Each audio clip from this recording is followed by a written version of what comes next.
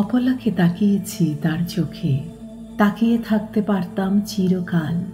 যেখানে গিলগামেশ এখনো হাঁটে নিজেকে খুঁজে ধূলি ধূসর পথে, প্রাচীর খুঁড়ে ঝরে পড়ে ইতিহাস, কিন্তু সে হাঁটে নিঃশব্দ এক চালে।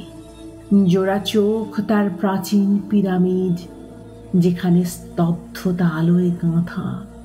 হোরাসের চোখের মতো সর্বজ্ঞ, তবু মমির মতো নিশ্চুপ নিথর। চোখের গহ্বরে ঘুমিয়ে পড়ে কথা, যেখানে দেবতারাও পায় ভয়। সে শুধু বলেনি, তবু আমি শুনেছিলাম অলক্ষ্য প্রেম গীত। নীল নদের তীরে প্রেমিকারা কর্ণফুলে গাঁথে প্রতীক্ষার চার। তাদের স্তবকের মতো সে চোখে এক বিশুদ্ধ অথচ অস্ফুট প্রার্থনা। তার দৃষ্টিতে ছিল ট্রয় নগরীর ভাঙা প্রাচীর, অনুচারিত ধ্বনি, যেখানে যুদ্ধ হয়েছিল একদিন।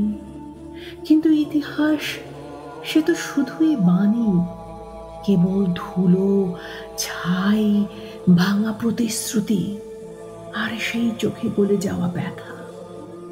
আমি তার চোখে দেখেছিলাম আমার সমস্ত ভ্রান্তি ও বিলাপ। ডেলফির পুরোহিত যেমন আঁকে অস্পষ্ট অথচ অনিবার্য সাপেক্ষ নকশা, সেই চোখে ছিল এক মৌন নির্ভুলতা, যা প্রজ্ঞার ভাষা ছাড়িয়ে খেলে যায়। এখনো আমি বাস করি যেখানেই তার চোখে গড়া এক স্বর্গপুর। সে নগর আর পৃথিবীতে নেই, থাকে কেবল তাকিয়ে থাকলে তার ভেতর।